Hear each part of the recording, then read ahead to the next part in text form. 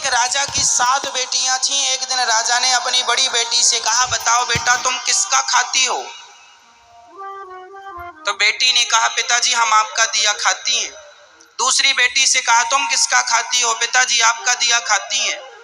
प्रजा से पूछा, तुम किसका खाती हो? बोले आपका दिया खाते हैं। सबसे पूछा, तुम किसका दिया खाते हो? बोले आपका दिया। राजा आप ही हमारे पालनहार हो, आपका दिया हम सब खाते हैं। सबसे छोटी बेटी से कहा, बेटी तुम बताओ तुम किसका खाती हो? तब उस बेटी ने कह दिया, पिताजी हम भगवान का दिया खाते हैं, हम आपका दिया नहीं खाते। राजा को बड़ा बुरा लगा, उसे लगा हमारी इंसल्ट कर दी इसने, हमारा दिया खाती और नाम ले रही है भगवान का। राजा ने कहा, कोई भगवान भगवान नहीं होता, अरे मैं तुम्हें खाने ना दूं तो तुम मर जाओगी।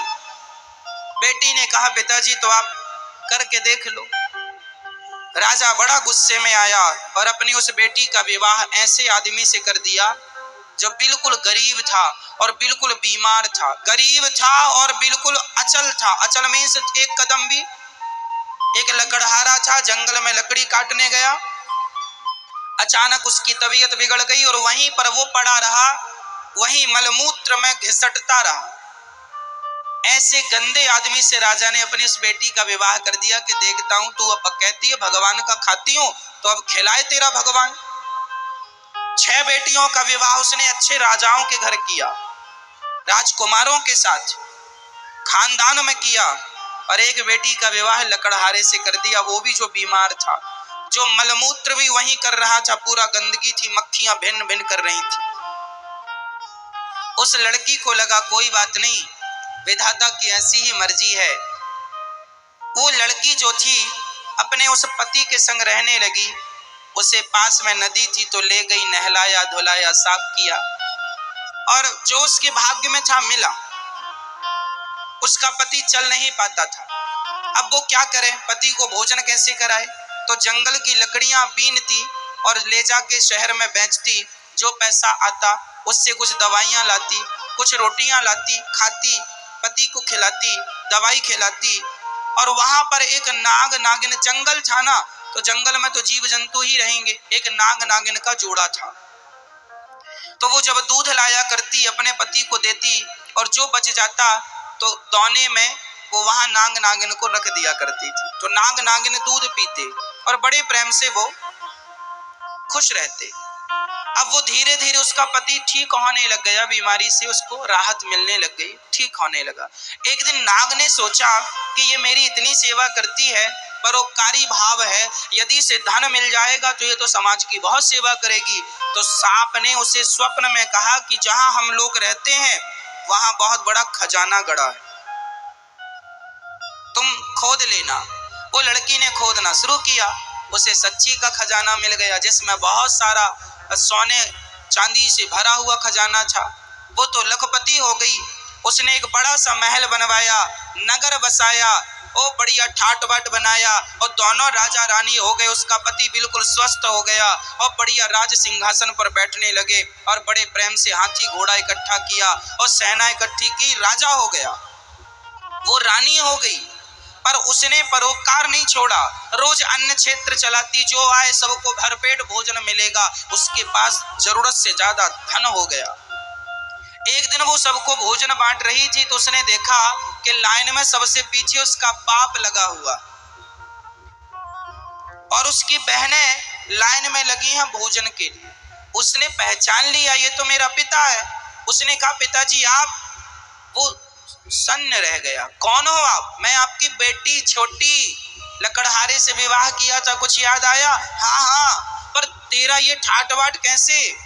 पिताजी पहले ये बताओ कि आपकी ये दुर्गति कैसे हो गई? बेटी सच्ची कहा था तूने, हम बड़े अहंकार में थे कि मैं राजा हूं, लेकिन मेरी राजगद्दी छीनते देर नहीं लगी, सब नाश हो गया।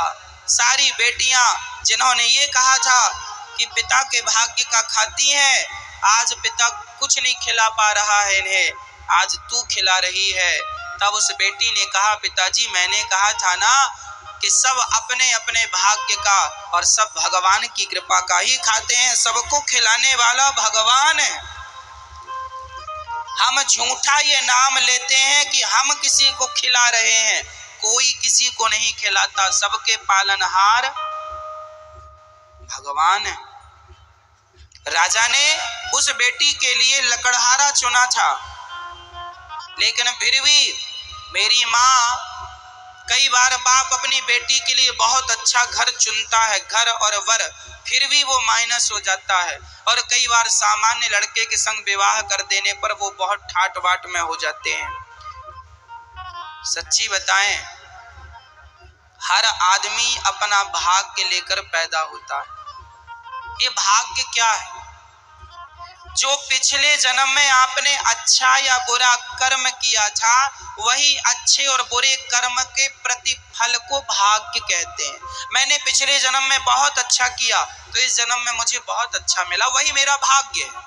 मैंने पिछले जन्म में किसी के साथ बहुत गलत किया, आज मेरे साथ गलत हो रहा है, वही मेरा भाग्य है और वही मेरा कर्म दंड है। इसलिए हमें जीवन में कभी किसी को दोष नहीं देना चाहिए कि दुख तुम्हारे कारण मिला, दुख तुम्हारे कारण मिला। कोई किसी को दुखी नहीं करता, कोऊ ना काहू को सुख दुख कर दाता, निज कृत कर्म भोग सब भ्राता। हर व्यक्ति अपने किए का दंड भोगता है, अच्छे का अच्छा, बुरे का बुरा। इसलिए ये ईश्वर का विधान मानकर हर हाल में प्रसन्न रहकर भगवान का धन्यवाद करो। पिछली करनी बिगड़ी थी पर आज ना बिगाड़ो, अब ना बिगाड़ो, अब बिगड़ेगा तो कल भी बिगड़ेगा। पिछला कल बिगड़ा तो वर्तमान बिगड़ा है, वर्तमान बिगाड़ोगे तो भविष्य भी बिगड़ जाएगा। इसलिए अब तो अच्छा करो, अब गलत ना करो, क्योंकि आज से ही कल है। जिसका वर्तमान अच्छा है, प्रेजेंट अच्छा है, उसका फ्यूचर अच्छा है, भविष्य अच्छा है। वर्तमान बिगड़ा तो भविष्य बिगड़ा। तो बताओ हम सब किसका खाते हैं मेरी माँ? किसकी कृपा का? हमें भगवान ही खिला पिला रहे हैं। जहाँ का दाना पानी होता है, आप लोगों का वृंदावन का दाना पानी था तो आप वृंदावन आए, बिहारी जी ने बुलाया, दाने दाने में लिखा है खाने वाले का नाम। ये सब तय कौन करता है? विधाता। 2030 में मैं इस आज के दिन क्या खाऊंगा क्या नहीं खाऊंगा, ये भी फिक्स है परमात्मा की तरफ से। कहाँ खाऊंगा, कहाँ रहूंगा, कहाँ नहीं रहूंगा, ये सब तय है। पूरी प्लानिंग, पूरी हमारी कहानी लिखी हुई है। आखिरी श्वास हमें कहाँ लेना है, ये भी ईश्वर की डायरी में लिखा हुआ है। हमारी आखिरी सांस कहाँ निकलेगी, वो स्थान क्या होगा, मृत्यु का कारण क्या होगा, सब ईश्वर की डायरी में सब अभी सब कुछ है। इसलिए हमारे पालनहार भगवान ही है। इसलिए संसार के किसी व्यक्ति पे भरोसा ना करके पूर्ण विश्वास केवल भगवान पर किया जाए। हे नाथ, आप ही हमारे रक्षक हैं, आप ही हमारे पालनहार हैं। हम अहंकार ना करें कि हम खिला रहे हैं, हम दे रहे हैं, हमने ये किया, हमने वो किया। आज कुछ लोगों को हम देखते हैं वो ऐसे ऐसे चलते, छाती तान के। जरा सा धन मिल जाए, जरा सा वैभव मिल जाए, आदमी एटीट्यूड पाल लेता है थोड़ा सा। आप लोगों को अहंकार तो नहीं है किसी चीज का? अहंकारी आदमी ना ज्यादा किसी से बात नहीं करता, वो किसी की तरफ देखता नहीं, उससे लगता अरे ये तो मामूली लोग हैं, इसे क्या देखना। किसी को मामूली ना समझना। आपको पता है हाथी जब चलता है तो सूंड से फूंक मारता हुआ चलता है। आपको पता है हाथी सूंड से फूंक क्यों मारता है? क्योंकि हाथी को चींटी से डर लगता है। हाथी किससे डरता है आपको पता है? मैया, हाथी किससे डरता है? क्यों? क्योंकि हाथी चींटी के काटने से मर जाता है। कहाँ? उसके सूंड से होती हुई चींटी यदि अंदर चली, सूंड उसकी होती है ना, यदि उसकी नाक से होती हुई चींटी अंदर उसके मस्तिष्क तक चली गई और उसके मस्तिष्क में चींटी ने काट दिया तो हाथी मर जाता। जो हाथी इतना पावरफुल होता है वो एक नन्ही सी चींटी के काटने में मर जाता। पर चींटी सही जगह काटे तो, पांव आंव में काटती रहे तो कुछ नहीं, मस्तिष्क में काटेगी तो। हाथी चींटी को भी छोटा नहीं समझता, इसलिए हमें भी कभी किसी को छोटा नहीं समझना है, सबका आदर करना है, सबका सम्मान। क्यों?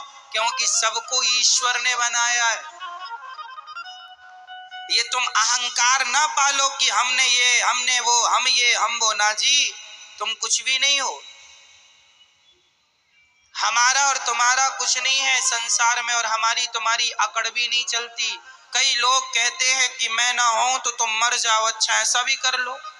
अच्छा ये बताओ, आपके बिना आपका घर चलेगा कि नहीं? बोलो, चलेगा? कई लोग ये सोचते हैं ना, हमारे बाद क्या होगा महाराज, सब अच्छा होगा, तुम मरो। तुम्हारे बाप दादे भी ऐसे ही सोचते थे, हमारे बाद क्या होगा, सब अच्छा हो